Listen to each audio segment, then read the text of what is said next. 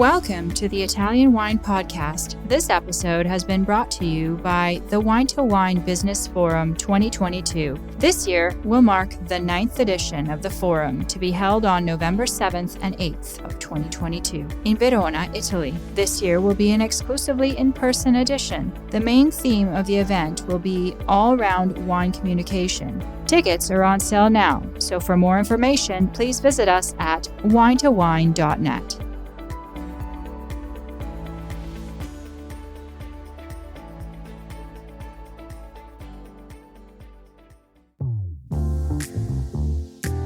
Hello, everybody.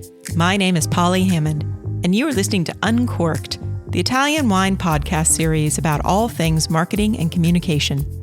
Join me each week for candid conversations with experts from within and beyond the wine world as we explore what it takes to build a profitable business in today's constantly shifting environment. This week, we're coming to you live from the Wine Industry Impact Conference in a very rainy Bendigo, Australia. My guest is the clever and witty Angus Hughson, a fellow who wears many hats in the wine industry, including writer, critic, publisher, and digital media specialist. Today, we dive into the challenges facing Australian wine and what it's going to take to excel and what we need to know about the coming wine consumer. Let's get into it. I'm going to hit record, and I'm going to say this is the first time I've ever gotten to drink while I'm recording a podcast. So that is very lovely. Welcome, Angus. Well, thank you very much for having me. I hear, I recognize on the slides that you're Dr. Angus. I am Dr. Angus. I did a PhD on wine tasting at the University of Sydney. I completed that in 2003, and I pretty much invented the degree. Was there anything that you learned that we didn't already know? Like all psychology, no. Really, what I found was pretty obvious.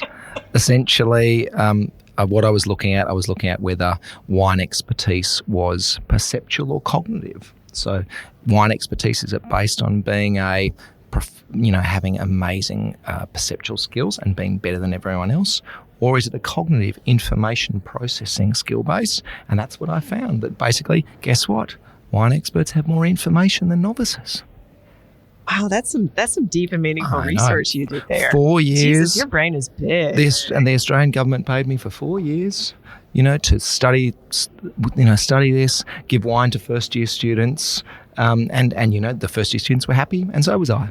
And where has that taken you? Look, for the benefit of our listeners, what do you do in your day-to-day life? Look, in my day-to-day life, I am a wine writer, publisher, general man about town in terms of Sydney and wine. I write for the Australian newspaper, the national newspaper. I've been a wine correspondent for 15 years, which I can hardly believe myself, really. Thank you, Rupert.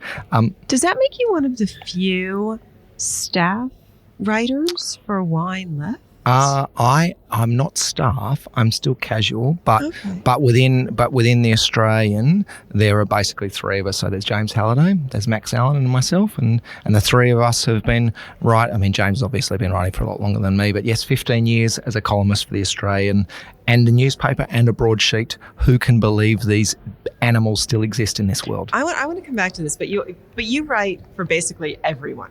So you write for the Australian. Yep. You write for Vinous. I do. Yes. I do. So I'm recently been appointed the new Australian editor for Vinous, which is extraordinarily exciting, really, in a number of ways. Firstly, Australian wine hasn't been that well covered in the global wine media. It's definitely, Josh Reynolds did a great job at Vinous previously, but I think there's, when you're in the country and you speak to the people and you every day, I just think that gives it, I guess, a different kind of a different view on it. So it's exciting for me in terms of it's a great platform. It's a platform I've been a fan of for many years, and I think the way that Vinous goes into wine in depth and regions in depth, I think, you know what? It's actually exactly as the conference we're at right now, Polly. Where the hell are we? Yeah, we're recording live. Yeah, I don't get to do this that often. No. So, but we know. We've been at this conference for 2 days, and we've basically been saying Australian wine has some challenges, and in the export market, there's actually not that much knowledge about Australian wine, and I'm really looking forward to essentially, using that Vinous platform to tell all these amazing stories for this. Our wine industry started in the 1800s. It's been going for 200 years, really, and in and out. Phylloxera wasn't ideal, but it wasn't ideal for everybody. But we have this amazing wine history in this country. Penfolds and Torbeck and all those guys, they do great things, but there's so much more going on, and I am so looking forward to using Vinous to spreading the biblical words of Australian wine. That's really interesting because, of course, and I do want to come back to some of the other things that you're working on publishing and writing, but understanding that we're speaking to so many different audiences and having to tailor what we're saying to our different audiences. Is that just a natural skill of someone who's a writer, or is that something that you had to learn to be like, okay, who is my audience in this space? How am I going to convey it to them? What sort of language and presentation do I use between, say Vinous and the Australian, or moving forward to Winepilot with what you're doing with that? Look, I think I'm incredibly lucky in that, I'd learnt wine write. Well, I learnt to write as a doctoral student, and that is there's a discipline there, and my first wine writing was the most horrendous wine writing you've ever seen, because it sounded like I was an academic, and at the time I was, but writing for 4 years every day teaches you to be a better writer. And then over time, I've morphed that into really different places. I've had a history of startup e-commerce retailers. I've been involved in that kind of thing. I've probably written more spam in Australia than any other man. So I've everyone's turning off. Don't say that. Don't say that. No, but I have been involved in the retail industry as well for a long time at various parts, at a premium level, at an everyday level. So I've written a hell of a lot of words for different audiences, and my PhD is actually in psychology, so it's in the School of Psychology. So I have psych training, and I think I bring that to what I do in terms of writing is an understanding that we're all different species and we're all in different places, and people respond to different nuances of language. And I think over time, 15 years writing for the Australian, a monthly column too, you learn to look after your audience, and I've always really tried so hard to, because I think sometimes in wine writing we talk about terroir too much, and hills and slopes and mallow and blah blah blah. We talk about all that stuff, but when I write, I really am out looking to tell the truth and be honest, but also how can I make this wine or this place sound as sexy as possible? How can I entertain whoever it may be, whether it's for the Australian newspaper, which is an old male white guy in Sydney or around the world potentially, who's interested in Australia? Is it writing for Vinous, who's a high-end collector, or is it writing for like Gourmet Traveller Wine in Australia, which is a more kind of traditional? Some are kind of love wine, but some are getting into wine. So how do you change the language for those people? Okay, so I'm going to ask you the question I ask all wine writers who've been at it for a really long time. How much now do you have to pay attention to things like SEO and traffic and bounce rates and time on site, and are you ever expected to perform to meet those requirements? No. Maybe it's in any publication I've worked for, the words have never been questioned about what I've written, and there's never been a concept about it needs to be digitally appropriate or anything like that. That could be Australia. It could be because we're at the end of the world, and we absolutely are. But there is not there's for us here at least, it's always been content first, essentially. Right. Well, that's good. Good on you that you can do that. I don't get that answer from everyone. Okay, so moving on, you've got Winepilot, yep, which services Australia and New Zealand. That's right. And everybody knows that in my heart, I'm a Kiwi, despite the accent. Okay, so kick it down for me. What is Winepilot? What are we doing? Look, Winepilot is all about, in Australia we have and New Zealand, we have just a fantastic range of wines. And I've always felt that, wine writing and the things I do for like Vinous and the Australian, that talks to collectors and that talks to high-end consumers. But there's a hell of a lot of other people who want to know about wine. who they're interested in wine, but they want them to speak to people to speak to them in their own language. So Winepilot, it's almost a co-op. It's almost a collective of wine writers. So I've brought together maybe a dozen different wine writers. Some are really established and they've written for newspapers and they're traditional guys and girls. And some of them are just new, cool sommeliers who have whipped tongues, who make wine sound really sexy. And I just bring all those people together, and each person gets to really have their own take on wine and talk about wine in their own way. Okay, so that's really interesting. If we go back to the retail and the e-commerce, something that we have talked about for years that's so hard to ever get uptake on is this notion that retailers or e-commerce sellers would have their own in-house tasting panels. And I always equate it to like when you would go into Borders or Barnes & Noble and there would be the staff recommendations. And what would happen is, my goal for it would be that your buyers would develop a natural affinity. It's the equivalent of having your favorite people who work in wine shops, right? Absolutely. Nobody will do it. So are you seeing, or are you expecting that your readers will realize my tastes align with, writer A, and so I'm going to have a lot of faith in them, and they're really, I'm hitching my purchases to their recommendations? Absolutely. So here's a nice statistic for you. 8% of our DNA is locked up in our olfactory perception. So I want you to think about what that means. That basically everybody's smelling things now. But literally, because of, and this is going back to when we were apes, essentially, is that smell was a really important thing about, is the tiger coming and the lion coming? It's time to run. So smell is a really important part of our DNA, but also what it means is there's massive individual differences in smell. One person's Pinot Grigio is another person's Barolo. Okay, so we actually all have very different tastes, and you're exactly right. It relates to the psychology of taste. Part of what I'm trying to do is for people to find a palate that resonates for them. It could be some 20-year-old sommelier who's not done WSET, doesn't want to be an MW, thinks it's all crap, not interested in that, but loves bright, fresh, Beaujolais, Stalky styles. Fantastic. Those wines that, can be fantastic as well. But then also I've got, some old blokes who write for me who like big Barossa Shiraz, 15% alcohol, and lots of oak and lots of fruit. There's nothing wrong with those wines either. But yes, exactly. It's democratizing the wine media in a way, and just providing, a wide source of different opinions. Sometimes I get a winery sending a wine to like five of us, and and saying, hey, what do all these different people think? Do you publish all of them, or do you pick one? No, we publish them all. Oh, that would be fascinating to really, like your flight of the reviews, and really see how different people taste. And I guess it's a little bit controversial, but I guess, we've traditionally, relied on that, there is a definitive score for a wine. Okay, that each score has a dyed-in-the-wool score that is completely objective. And does anyone believe that? Pardon? I think a lot of consumers do.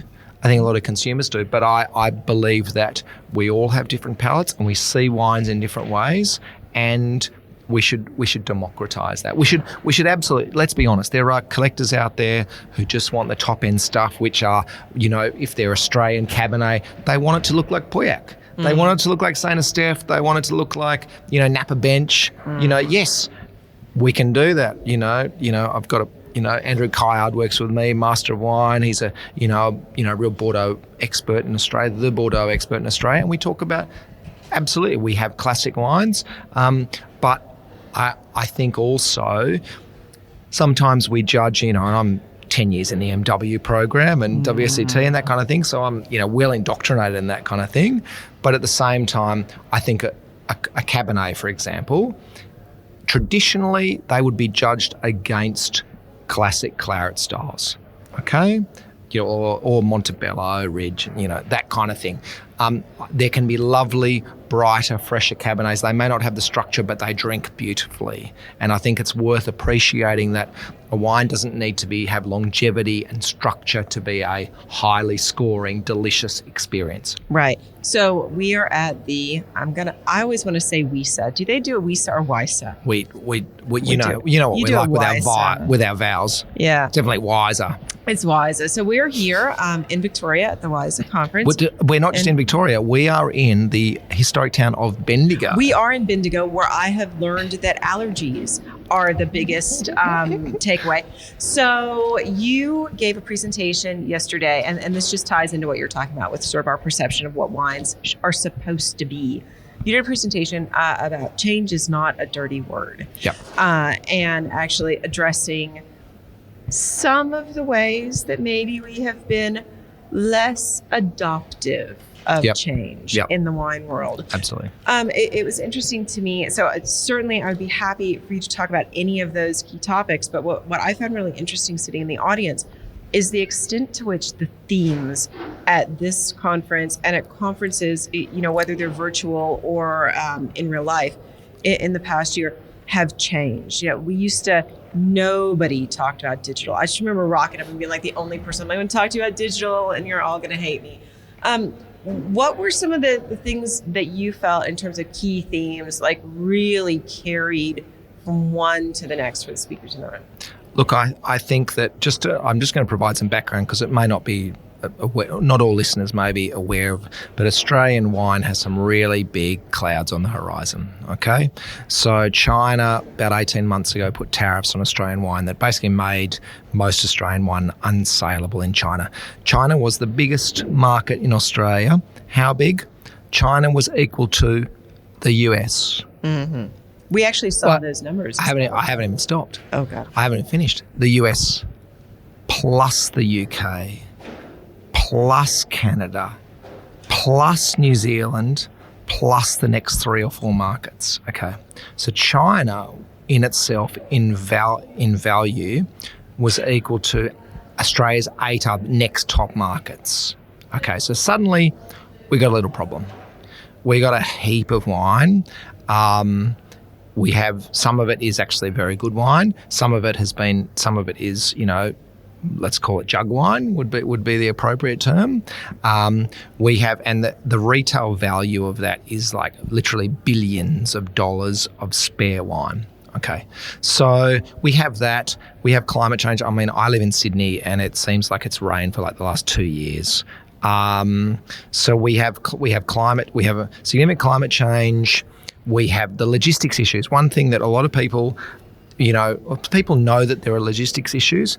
This is a hugely pertinent problem for the Australian wine industry. I understand it's particularly bad for this region. Correct. Well, it's bad for the whole country. Okay. Because we sell, a lot of our wine obviously goes to the Americas and it goes to the UK. I know of UK distributors who told me about 3 months ago, so we're talking about, June, July, they said, we will not buy any more Australian wine this year. And these are significant importers of Australian wine, said they will not buy Australian wine again this year. It's nothing to do with quality, it's to do with they have promotional schemes. They need to know when a wine's going to arrive. They need to know the cost of the delivery of that wine, and at the moment in the UK they can't guarantee it. And if you're a UK importer, you can just get a truck and you can go to Calais and you can go visit your wineries in Bordeaux, Burgundy, the Rhone, and you lower the risk. So Australia's advantage in many ways globally historically has been that we are at the end of the world, and it's kept problems away from us. But right now there is some challenges. On the flip side, Australia's actually making the best wines it's ever had. And it's making some fantastic wines, all different styles. We're not just big, heavy Bros and Shiraz anymore, there's nothing wrong with that. But we are making the classiest wines. Like if I could say to, if I'm talking to people, Australian Chardonnay against, the great Chardonnays of the world, we are up there in quality and we are half or a third of the price. Right. Like the value is crazy. Anyway, I've gone a little bit off piste. No. You haven't. But I just wanted to. I'm going to pour more wine. Yeah, no, good plan. Nebbiolo from the Pyrenees. Who knew? We're having a Sub Rosa 2018. There we go. Yeah. Well, yeah, I met the winemaker. She was charming. So her husband's the winemaker. That's true. Excuse me. So the conference really was about, there's a lot of people here who are thinking, okay, I need to do something different. Really, to be honest. Thank you very much. The locals, they've come here because they want to learn something, because they need to learn something. And I guess really the major thing has been about, firstly, embracing change and innovation. How does, I think, being an Australian winemaker, we've been quite lucky for a long period of time. We sell our wine, at relatively good prices, and the industry's been quite buoyant. And China, obviously, really over a decade has just been a bit of a gold mine for a lot of people. So things have been good, and potentially local wine companies, and certainly not all of them, but certainly some of them got a bit lazy. There was a big cash cow there. There was a big cash dragon, actually would be a better way to say it. North and a lot of people, rather than going, okay, I'm going to play around with a 3-tier system in the US, I'm going to go to the system Bolliget, I'm going to go to the LCBO, I'm going to, jump through those hoops, and a lot of, wine industry has been doing this for, ad infinitum for, thousands of years probably. They went for kind of the low-hanging fruit, and China was the low-hanging fruit. But that's now fallen off. But what that meant is for a long time, there was no need to innovate. There was no need for them to really think, okay, what are the diversification strategies? What do I need to do to retain my relevance? Do I need to? And so, that's kind of gone on. And at the same time, this country, we've got, huge changes in terms of Gen Y coming through and millennials coming through, which Polly's Well, actually, that was something that you talked about that I thought was fabulous, was the changing nation of, or the changing notion of our ethnic diversity and the impact that has on wines. First generation Australians who grow up in, for instance, Muslim homes where alcohol is just not a part of their culture. And Australia, Australia has always been a home of immigrants. My father's Scottish, for example, so we are a country of immigrants. As some people may not want to admit that, but we are a country of immigrants. But we have, the interesting thing is in Australia, the statistics are 46% of children in Australia have a parent who is born overseas. So 46% of children currently under 18-year-olds has at least one parent born overseas. And of that, 2/3 come from countries which are not traditional wine drinking companies. The rest are English, clearly. My lovely English wife, so my children kind of come into that. Hello, Abigail. God, yeah, I just realized you're a part of that. I know, I know. But literally 2/3 from countries such as India, China, Indonesia. I mean, it's actually one of the great strengths of Australia is actually our how we've been very accepting of immigrants, and what a fantastic, we wouldn't be half the nation without them, to be honest. But there is this huge demographic change, the wine industry, because the wine industry is based largely in regional towns, which are still extraordinarily Anglo-Saxon and European. I think a lot of the wine trade don't know that. They don't know that you can go to one of the second biggest suburb in Sydney, Parramatta, which I spent a bit of time in, and I can walk down the street in Parramatta on a Friday night and I am literally the only white guy. So you mentioned India, so I want to talk about India. Yep. We had a couple presentations that did reference the Indian market. And I guess my concern, although obviously tariffs are enormous, there are huge, huge economic hurdles to jump there. Yep. Do you think that the lesson with China is going to stick in such a way that we're not going to just next pin all of our hopes on what we're hearing about the growing Indian wine market? The Australians will not do that because the opportunity just is not there yet. Okay. Basically, the tariffs are very high.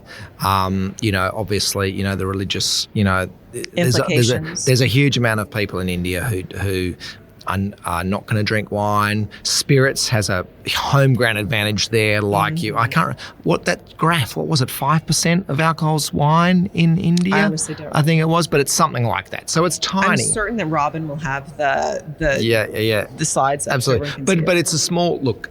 There will be some misguided Australian wineries, so I think we'll put a lot of hope into India. But the tariffs are very large. The cultural issues are very large. China, and I think China, it became very clear 10 years ago that, following Western culture, was very important, and brands were very important and that kind of thing. I get the feeling that India is a much more complex market, that the Indian, there will be some of that, but you don't think that it'll just be like a shift? No, no. We lost China, we're going to... This is a 20-year game. Okay. China is literally a 20-year game for Australia. Okay, so we sit here, and now, disclosure, you and I were both presenters at this conference. I don't actually know if the things that we heard and we took away are going to be the same as what the producers... I'm not a wine producer. If you had to posit, what do you think that the producers in the room took away? I think probably, we're in regional Victoria. So we this is not a conference where we got a lot of capital city people and all that kind of thing. And I think there's a good amount of that, but there's a lot of kind of locals, I think. Hopefully, Polly, I hope that we manage to get across to people they need to think about things a bit more. They need to just have a think about who their markets are and who they want to connect with, and that there are tools out there to do so. Hopefully they don't feel so helpless. I get a feeling that when you're a small winery owner and you're in like a region such as Heathcote, which is a fantastic Shiraz region, like just does epic Shiraz, but those people, they don't talk digital, they don't talk our language, they don't know what Google Analytics is, they don't know what Slack is. I know. I love Slack. It was great. I referenced that in a what did everyone look like? Did it was just like stunned mullet. but actually, what was interesting to me was I had to kind of do my research. So one of the things that bugs me about conferences, I can say this to you because you're Australian, is when you rock up to a conference and people have brought the data from the wrong nations with them. Yeah. And I tried really hard as the American Kiwi in the room not to do that. But also things like Slack. I don't think of that as something new, uniquely, cultural American thing. And maybe my hope is that one person will go home and they'll look up Slack and they'll look up Notion and they'll be like, ooh, there's affinities in Google, whatever it is. Yeah.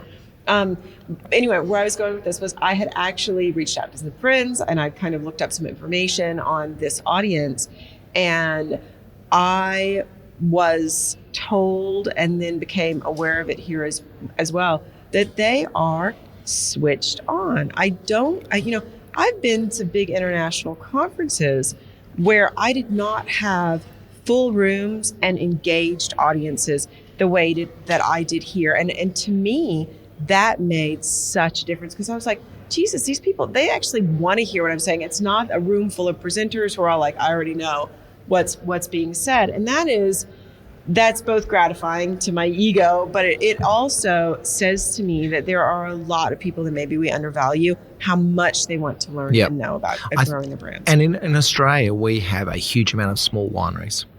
We have we have thousands of under probably 2,000 in case this area. wineries. I think we've got more than We have them all over, and I think that what that means is people are more attentive because this is their homes.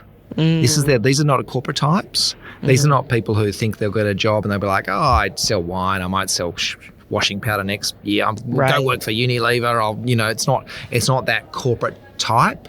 Yeah. We are by and large, and obviously, companies like Treasury are well known and Accolade are well known, that kind of thing, and Yellowtail and that kind of thing, and people talk about those.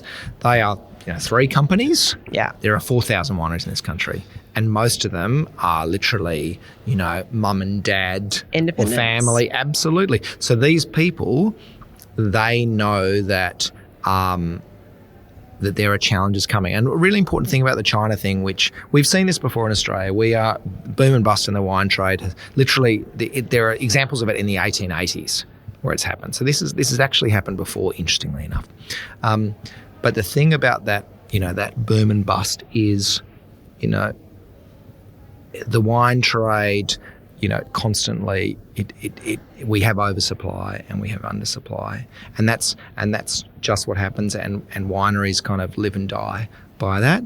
But I think the people, when it's your family home, when it's something you've put your emotional capital in, your blood, sweat and tears, you will do what you are forced actually to consider all options here. So I can't speak for the Aussies, but and I was so excited to get a picture of number 8 wire in one of my slides today. Kiwis are good problem solvers. They are. We're so good at being like, right, we've got no money, oily rag, but we're going to figure out how to do this. Yes. And I think that was probably what I was getting a lot of today. And the other thing, I do just kind of want to give a huge shout out to this. There was no pomp. There was none of that bullshittery that we get in so many of our events where, you've got the posturing and just the whole thing. So massive, massive shout out. I felt very at home at this conference. Can I talk about Kiwis? Oh, sure. As long as it's nice. No, it's absolutely. They are industrious. And you kind of alluded to it. Oh yeah. And in Australia, we've had the Olympics. We won the America's Cup. We've got get in line on that America's Cup thing. Yeah. No, it's true. Yeah. But we've got more iron ore than we know what to do with. So there's a certain kind of confidence with Australians, potentially too much confidence at times, and I'm sure our listeners will probably chuckle when they hear a local saying that. But there's definitely some of that. The Kiwis know to get ahead, they got to work hard. They can't live on 1 billion tons of iron ore. They can't live on a trillion tons of coal. They know they're a small country. They know they're tiny. They know that they're not insignificant. But they know to get ahead, they need to work hard. We're the underdogs. Yeah, absolutely. And it's interesting, in Australia, we actually have that as well. Western Australia is the same. Really? WA is the same because Perth is a small city. Yeah. And they know that the East Coast in Australia is where you want to sell wine. You want to be in Sydney, Melbourne and Brisbane. So they know they need to market. They know they need to try hard, and they do. And I think Western Australia really, in terms of its volume, punches very highly 100%. In the premium wine, in the premium wine stakes. Just wrote a lovely article for Vinous on Margaret River, should anyone be interested. Is that published? Yes, of course it is. And but they do really well, and the Kiwis, they do really well. I mean, there's a. Do you want to talk about Nolo?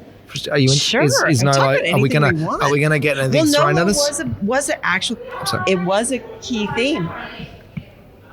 It was a key theme. Nolo came up across the board. All right, go for it. Okay, so Nolo's a fascinating category. So, I actually, the business Winepilot, we did the first zero alcohol wine show. I got a whole bunch of cool judges together, and we did a zero alcohol wine show. And why did I do it? Do I love these wines? Would I rather drink La Tâche or Nolo? I'm pretty sure I'm in the La Tâche camp. But wine shows, interestingly, wine shows in Australia were set up to better the breed. They were set up for producers to show wines to people who were professionals, to give them advice and to benchmark so they could improve. It was all about improving the breed. And that's where Nolo is. Nolo absolutely needs some improvement in the breed. And that's absolutely fine. But basically, in Australia, and I think the US I know Nolo's actually going nuts in the US. It's going crazy. But basically in Australia, it's likely by 2030, 1 in 10 bottles of wine sold in the country will be Nolo. And I know, I'm not sure whether I can probably disclose this. I know a very large company, actually not that large a company. I know a decent sized company who exports a lot of wine to America, who in a year or two, there will be a higher volume of no and low alcohol wine than they will sell than standard table wine. And that's significantly sized brand too. That's not some tiny winery. Okay. And that's in the US. That's in the US. So I have a question about this because I saw that you referenced that in your slides. How does that compare to the amount of no and low alcohol spirits? Look, I have a reason for asking. So I reckon. Look, in Australia, the interesting thing is, we're a beer nation. Really, up until quite recently. So I remember watching, low alcohol beer ads 25 years ago on the television, and the beer industry started investing in this 25 years ago, and now the zero beers, and there are some zero beers out in Australia, and I'm sure in the States as well, that are absolutely fantastic and delicious drinks without alcohol. So beer's done very well. I can't understand drinking a no alcohol beer. Look, it's not for me. Sorry, just to go off on a tangent. I don't like carbs that much. No, but I tell you what, it interests me from a perception basis in terms of as a chilled beverage. It has a malty taste. Okay. It's bright, it's fresh, it's refreshing without the booze. It's become low alcohol beer is doing unbelievably well in Australia now. Typically, you can go to a barbecue where typically you'd have a big bunch of footy guys. That's football for those people overseas. And you'd have a big bunch of footy guys who'd normally be like smashing, beef and, about 20 beers each. And you can see these, and sometimes, they spend about 40 hours in the gym a week. And these days they turn up to a barbecue with a case of good on them zero alcohol beer. And literally I'm gobsmacked by that, but it's a fantastic thing to see at the same time. But I think that the technology and the production is different for beer. So spirits. So no alcohol spirits. Okay, so I'll tell you why I'm asking. Yep. Do you know Liars? Have you seen the Liars stuff? I think I've had Liars. Yeah. So Liars is a local wine that's doing extraordinarily international well. export These days. Doing really well. Yeah. The reason I ask is that what you get with no and low alc spirits is the mix experience. You get the Stanley Tucci making your Negroni kind of thing. Whereas one of the big issues with wine is we open to 750. We have to drink all of it. We don't have to drink all of it. But there's no IKEA effect. And what I'm really wondering is, does the IKEA effect of the no and low alc, the ability that I'm still going to go through the process of making my cocktail, jump some of the obstacles to adopting no and low alc? So if anybody has that answer, they can leave a message in the comments. I think I would suggest that at a cocktail level that, those mixed drinks, because often the mix is what the flavour is from, basically they can taste very close to the real thing in spirits, less so in wine, I think. But there are, and not to, I may get stoned next time I go into an Australian winery, but really the New Zealanders... They don't listen to this, you're okay. New Zealanders doing really well. Kiwis. So basically... Well, there was a lot of research, cash, a lot of money, a lot of effort. Correct. And it is a thing. So Sean Spratt talked about find the thing that you can be the only person. This is such a, not that this is where he's coming from, but this is a real American thing as well. Find that thing where you can be, I'm the only person who does this, right?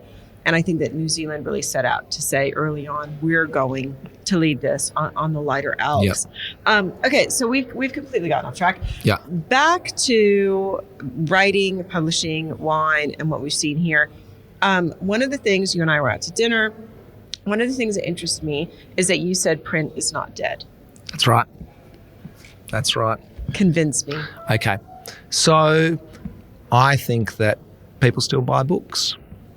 People still buy books. People still buy magazines. People are still interested in print. I think we need to appreciate that it's kind of like wine for a different meal kind of thing and for a different consumer. So I am, and with my, partner, Andrew Caillard, Master of Wine, we are bringing out a Christmas book, which is like just it's like a combination of all the stuff that we've done this year. Yeah, absolutely. Okay. But it's a combination of all the stuff that we've tasted this year. It includes Andrew's like en primeur tasting in Bordeaux, Margaret River trip, Barossa trip, some cool stuff we've seen, a bit of Andrew's history stuff, just all wrapped up. And is that the first year you've done that? Yes, it is. It is. But I think the thing about it is, and I don't know what book publishing's like so much in the US in terms of wine books, but in Australia, we've done a lot of guides. Mm-hmm. We've done a lot of points. We've done a lot of technical tasting notes. They've got a spot. We make some cash. All of us have done it for a long time. There's a consumer base that want that. Hey, that's absolutely okay. But I am deadly talking to people. I am so sure that there's a lot of people who they just want more. And the wine media, I think Vinous does a good job at that, but a lot of the wine media just delivers pretty basic content.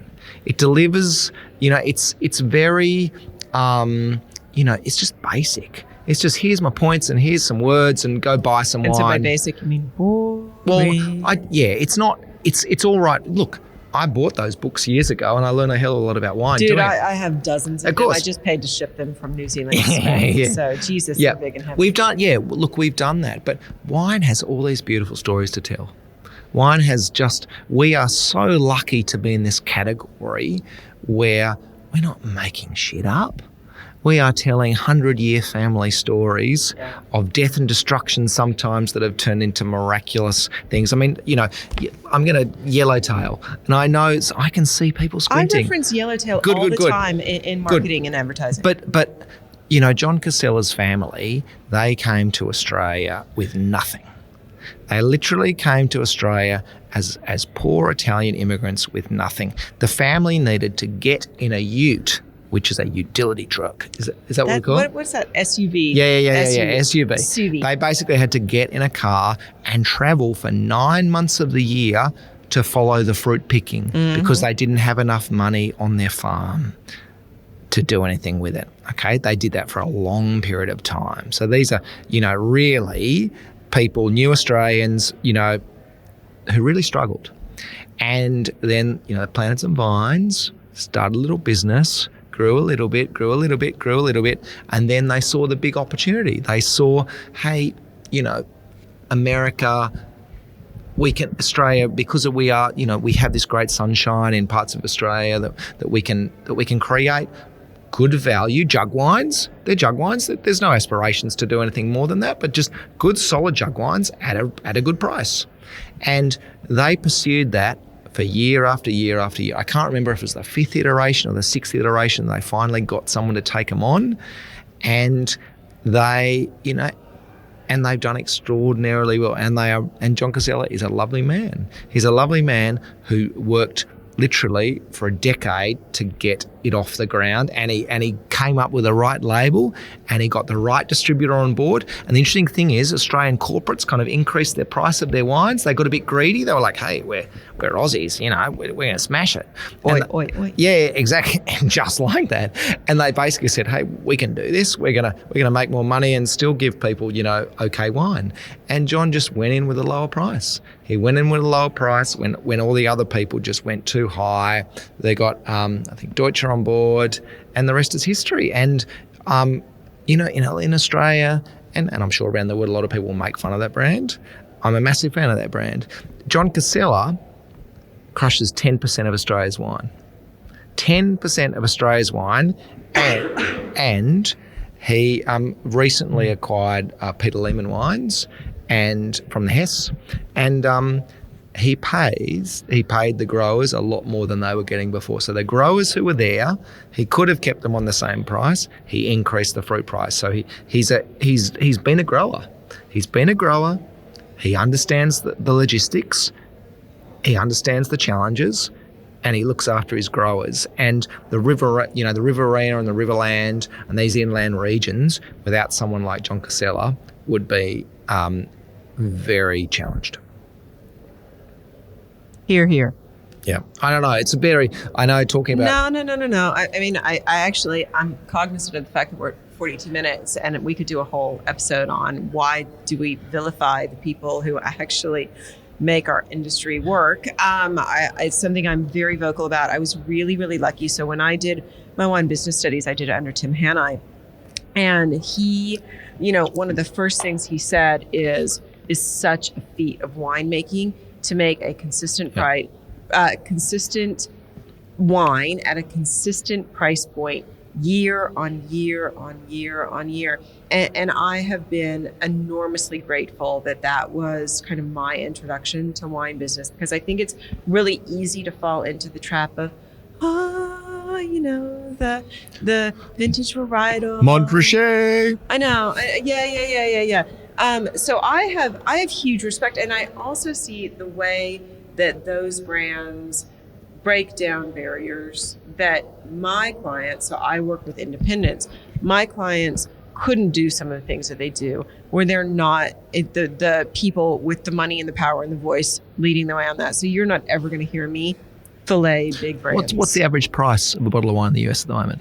I don't actually know. Would be a tenner or something like that, wouldn't it? Well, I know that the US, don't they have the $8 cap on sort of like cheap wine, stops at $8 and then it becomes... I guess the point I want to make is that let's say I don't know what Yellowtail's price is. It might be $8 or $9 or something like that. Average price is like about that. So basically, and remember, if average price is there, then 50% of the wine in the country is sold below that. So they're actually hitting the heart of the market.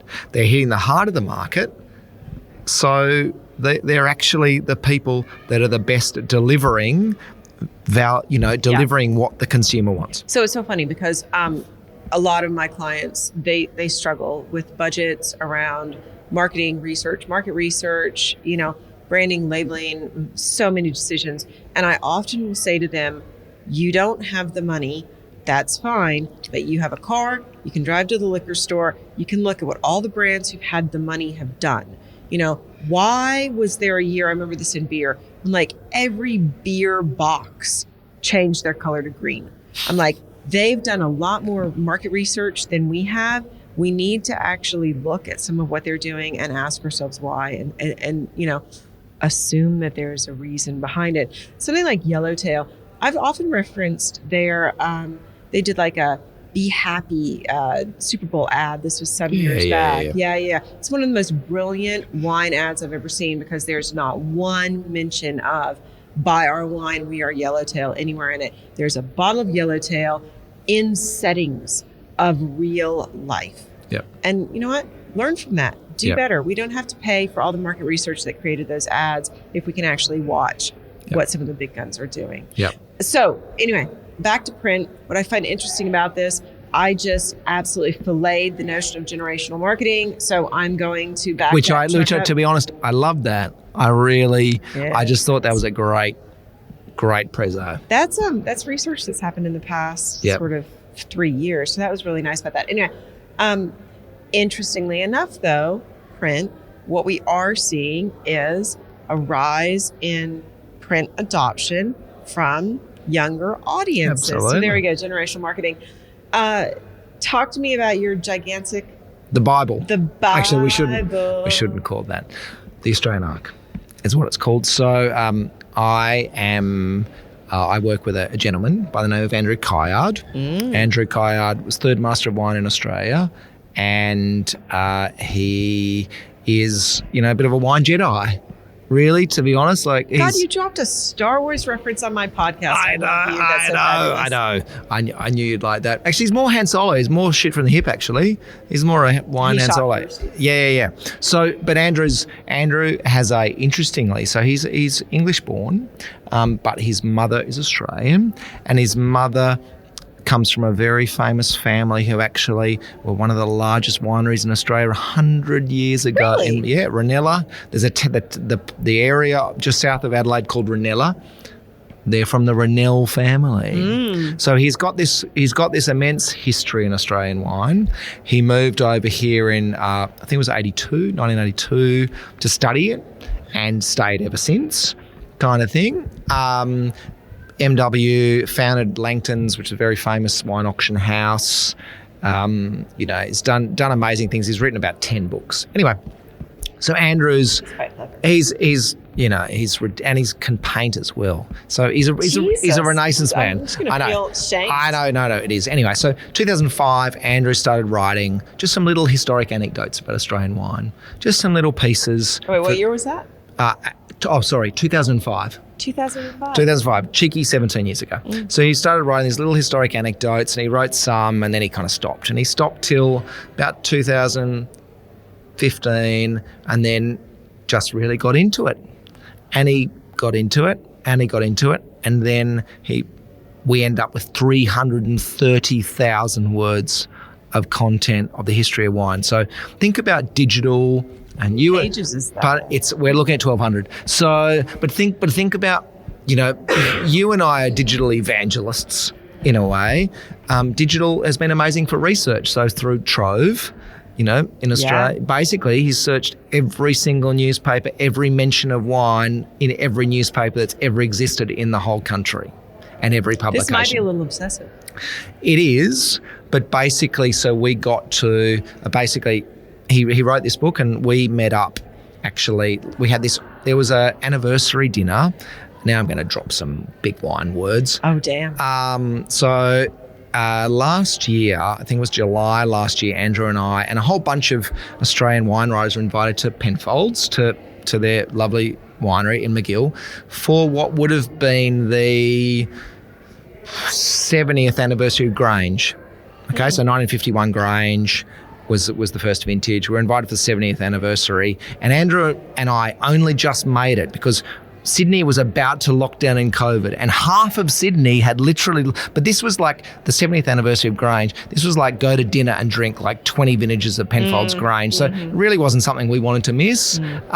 There's someone had COVID in my suburb that morning. And you lied. No, it was fine. But half of Sydney, so most of the wine writers for Sydney couldn't come because they came from the wrong side, because they'd only cut off half the city at that time. Andrew and I just got out. They closed the airports like the next day. You're like, fuck it, we're gone. Yeah. No, it was the booking. But we got in there, we flew in, and then I got to Adelaide Airport, and they're like, they looked at my ID, and they looked at my suburb, and they're like, you're category 3. And I'm like, what does that mean? They go, you just need to go over there. Can you go over in the corner? And I'm like the only guy from category 3. And basically it's like, someone's just got COVID in your suburb. You're going to have to test, and, we're just going to have to wait to see what happens. And so I sat in the airport, and I got tested, and I'm like, thinking, this is going to be the best Grange dinner ever. I'm going to miss it. And then, halfway through the afternoon, clean bill of health. I'm in the cab. It's Grange time. Anyway, so Andrew and I talking at this dinner. About half the people were there because most people got locked out. But we're talking at this dinner, and he said, twice as much wine for you. Yeah, exactly. It wasn't all bad news. And he told me about this book. He said, look, Angus, I've been writing this book, and no one wants it, kind of thing. So it's kind of spoke to some publishers, but this is middle 2001. So COVID world's happening. People don't know if bookstores are ever going to open again. Like, let's be honest. So publishers are gun shy, and there's no problem with that. So Andrew and I, he kind of says, look, I've got this book I've written. I'll just share it with you. And I'm like, yeah, cool, just share it with me. And we look at the Google Doc, and I'm like, fuck me.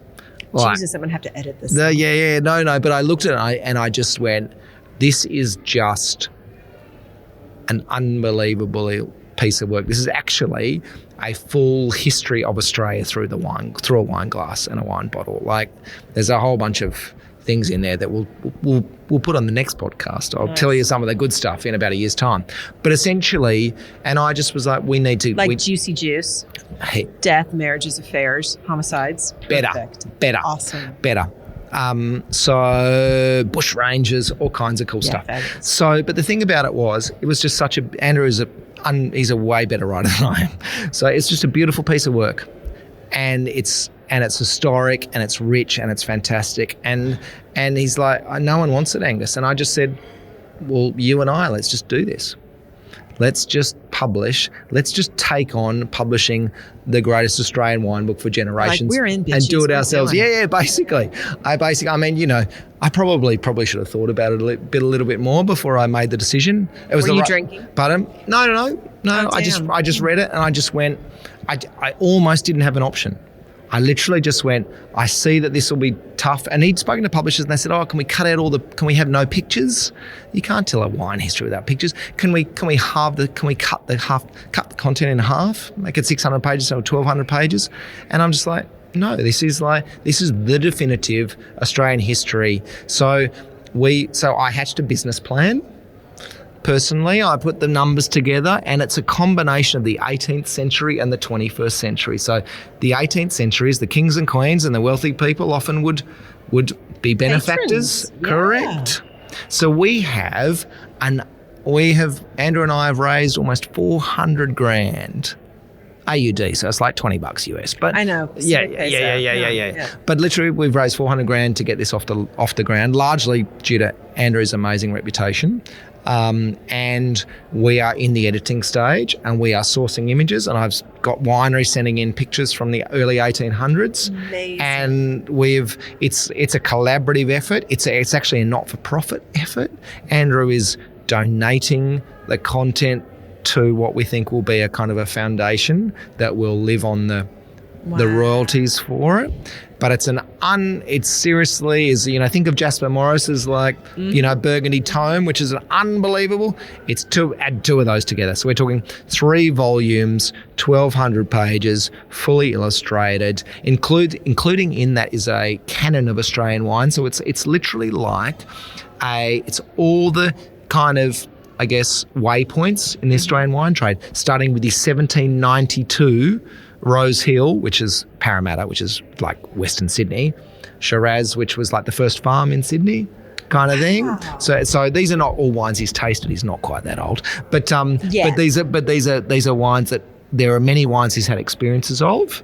But there's a lot of wines also which are historic wines. And look, we plan on, there's going to be the massive tome, which will be for Christmas next year. And then probably the year after that, we'll do a concise one because not everyone wants to spend $200 on an Australian wine book, which is fine.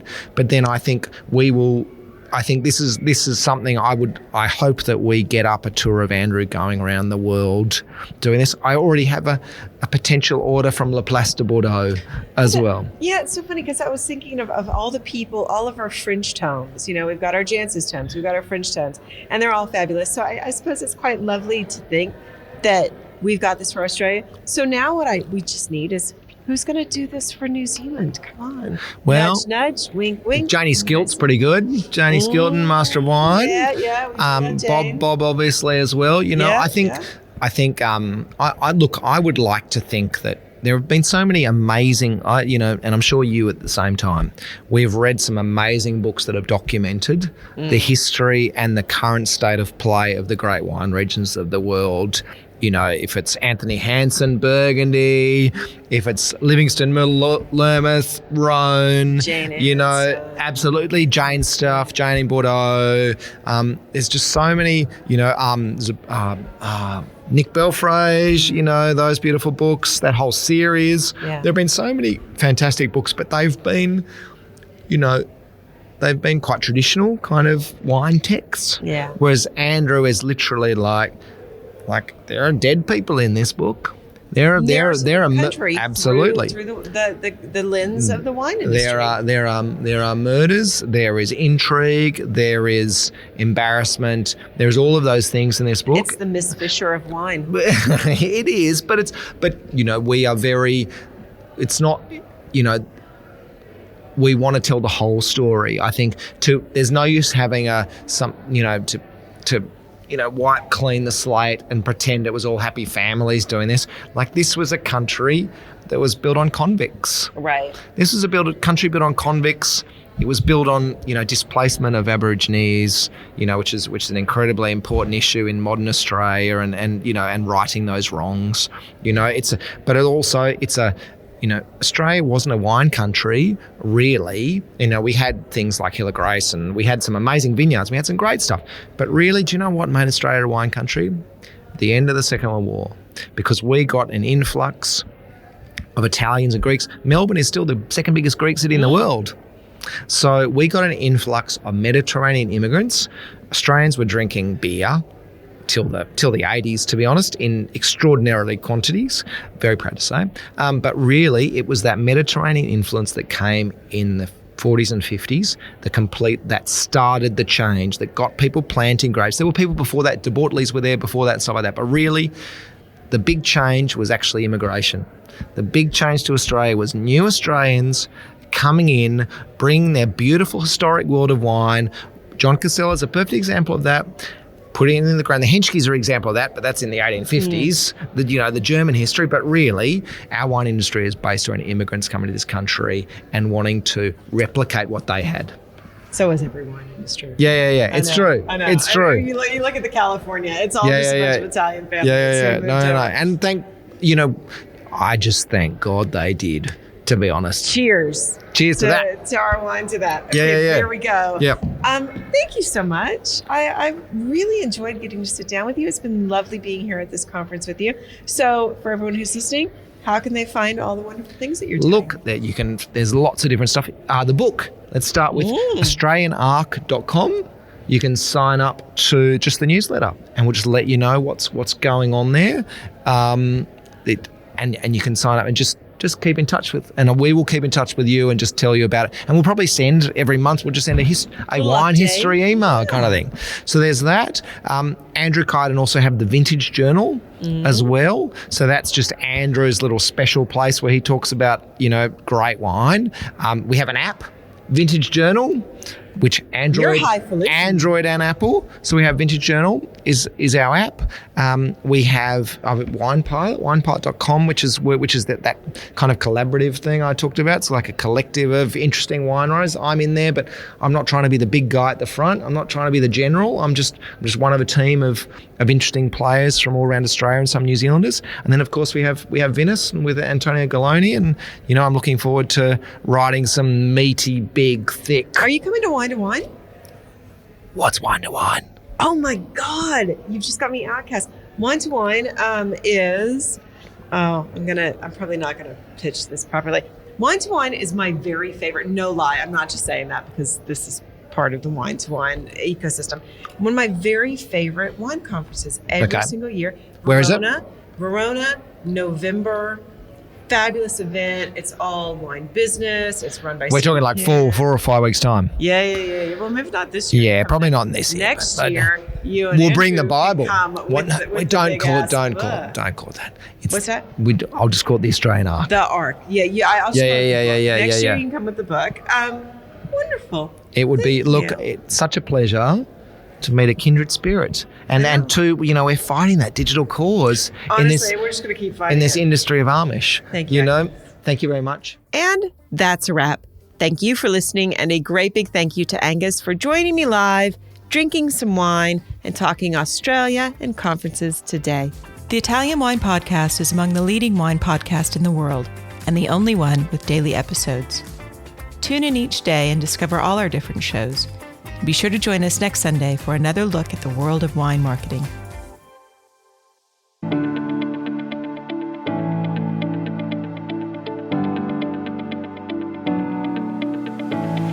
We hope you enjoyed today's episode, brought to you by the Wine to Wine Business Forum 2022. This year will mark the 9th edition of the forum, to be held on November 7th and 8th, 2022, in Verona, Italy. Remember, tickets are on sale now, so for more information, please visit us at winetowine.net.